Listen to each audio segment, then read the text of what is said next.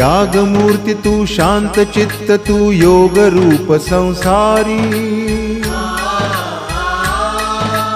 दया प्रेम अन मानवतेचे प्रतीक तुझी ईश्वरी सिद्धमूर्ती सिद्धार्थ गौतम सकलांचा स्वामी